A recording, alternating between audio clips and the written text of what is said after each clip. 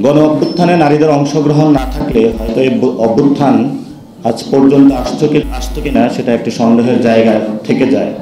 যারা সামাজিক এবং অ্যানথ্রোপোলজিস্ট যারা রয়েছেন তারা গবেষণা করলে নারীদের যে অংশগ্রহণ ছিল যে ওই গণ অভ্যুত্থানে, সেটা তারা অনেকাংশেই বেশি আকারে খুঁজে পাবেন এবং ছবি আকারে যখন সেই বিষয়গুলো হাজির হয় আমাদের সামনে, তখন আমাদের চোখে আঙ্গুল দিয়ে তারা দেখিয়ে দিতে চান যে নারী কখনো ঘরে বসে থাকার মতন জিনিস না, যেটা সো কল্ড আমাদের সোসাইটাল ফ্রেমে আমাদেরকে এতদিন ফ্রেমিং করে রাখা হয়েছে, সেই জায়গা থেকে ওনারা একটি নব উদ্যোগ নিয়েছেন। আশা করি এই উদ্যোগ চলমান থাকবে এবং ভবিষ্যৎ বাংলাদেশে যে স্টেটের রূপরেখাটা আসতেছে সেখানে আমরা নারীর অংশগ্রহণ চাই। যারা মুসলিম সোসাইটিতে রয়েছেন আপনাদের সামনে অনন্য উদাহরণগুলো রয়েছে, যে ব্যবসায়ী আকারে খাদিজা রাদিয়াল্লাহু তাআলা আনহু, যদি যুদ্ধ আকারে দেখেন তাহলে বিবি আয়েশার মতন আপনাদের সামনে উজ্জ্বল দৃষ্টান্ত রয়েছে, যদি সাধক আকারে আপনারা তাকাতে চান তাহলে রাবিয়া বসরির মতন আপনাদের সামনে উদাহরণ রয়েছে। সো বাংলাদেশে যারা ইসলাম চর্চা করেন অথবা অন্যান্য ধর্মাবলম্বীর যারা রয়েছেন, হিন্দু সোসাইটি, বৌদ্ধ, প্রত্যেকেরই একটি বিষয় নারীদের নিয়ে কনসার্ন থাকে, তাদের রাইটস কতটুকু, তাদের জীবনযাপিকা কিভাবে হবে, এবং বর্তমান স্টেট লেভেলে রাষ্ট্রের জায়গা থেকেও যারা স্টেট নিয়ে গবেষণা করছেন এবং নিউ লিবারালিজমের যুগে নারীর অধিকার কিভাবে, অংশগ্রহণের সুযোগ, প্রত্যেকে এই জায়গাটায় একাডেমিক বা থিওরিটিক আকারে অনেকটুকু অগ্রসর হয়েছেন, কিন্তু বাস্তবিক যখন আমরা প্রায়োগিক আকারে দেখি সেই জায়গাটা থেকে আমরা অনেক বেশি পিছিয়ে আছি। আপনারা দেখেছেন কয়েকদিন আগে নারীরা খেলাধুলা করবে এবং তারা কিন্তু একটা কর্ডন করে চারদিকে তারপরে নিজেদের খেলাধুলার আয়োজন করেছিল, কিন্তু সেই জায়গায় তৌহিদিবাদী জনতার আকারে তারা গিয়ে হাজির হয়ে তাদের উপরে অ্যাটাক করেছে।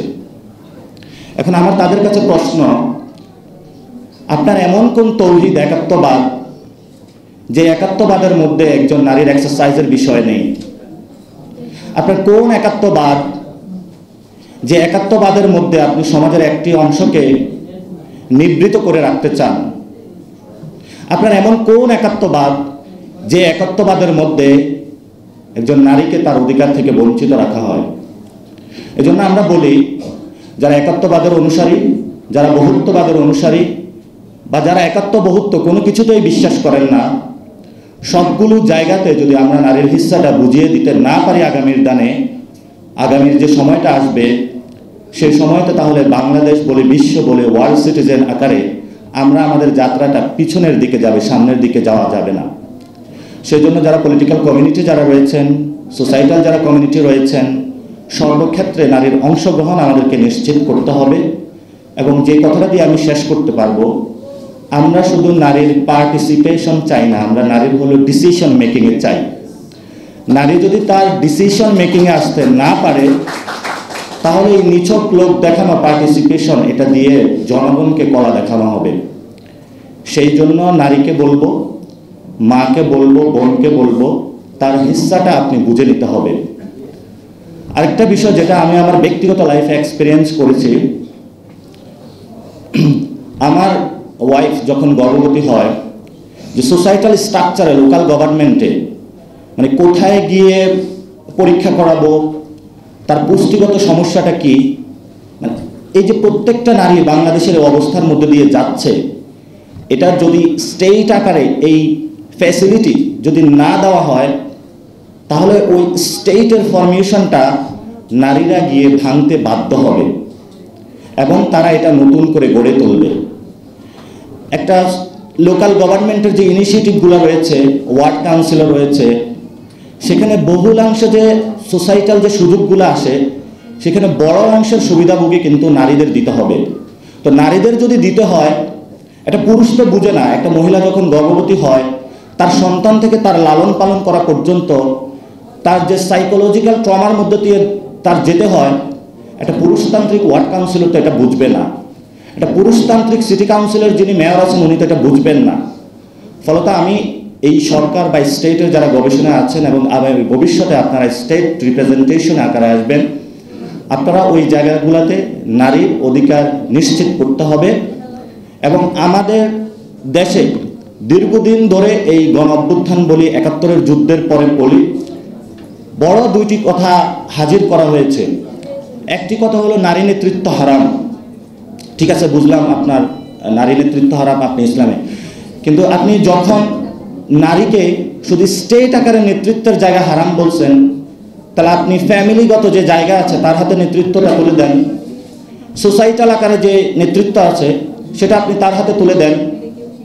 এইসব সুবিধাবাদী কথা, এইসব সুবিধাবাদী আওয়াজ জনগণ এই গণ অভ্যুত্থানে প্রত্যাখ্যান করেছে এবং নারীরা বীর দর্পে মাঠে নেমে এসে জানান দিয়েছে যে এই ধরনের যারা কথাবার্তা বলে আগামীর ভবিষ্যৎ রাজনীতিতে আমরা তাদেরকে প্রত্যাখ্যান করলাম। এবং ভবিষ্যৎ যে রাজনীতির পথযাত্রা তা নারীদেরকে শেখাতে হবে না। ইসলামিক পার্সপেক্টিভে নারীদের সামনে খাদিজা রয়েছে, ইসলামিক পার্সপেক্টিভে নারীদের সামনে রাবিয়া বসরি রয়েছে, ইসলামিক পার্সপেক্টিভে নারীদের সামনে বিবি আয়েশা রয়েছে। এরকম অসংখ্য মানুষ রয়েছে যাদের অবদানের কারণে এই যে ইসলামিক কথা বলে যারা নারী নেতৃত্ব হারাম বলেন, নারীদেরকে চাপিয়ে রাখার একটি অবদানিত প্রচেষ্টা করেন এবং এর মধ্য দিয়ে সমাজে একটি দেওয়াল সৃষ্টি করতে চাচ্ছেন, এই গণ অভ্যুত্থান নারীরা আপনাদের সেই দেওয়াল ভেঙে দিয়েছে। ভবিষ্যতে এই নারীদের পথযাত্রা সামনে বাড়তে থাকবে। নারীদের বাংলাদেশ হোক, দক্ষিণ এশিয়াতে হোক, বিশ্ব মঞ্চে হোক, কোনো শক্তি নেই যে তাদেরকে প্রতিহত করবে। আমরা তাদের সেই জয়যাত্রা, মায়েদের, বোনেদের সাফল্য কামনা করে আমি আমার কথা শেষ করছি। খবরের কাগজ, নিখাদ, নির্ভীক, নিরপেক্ষ।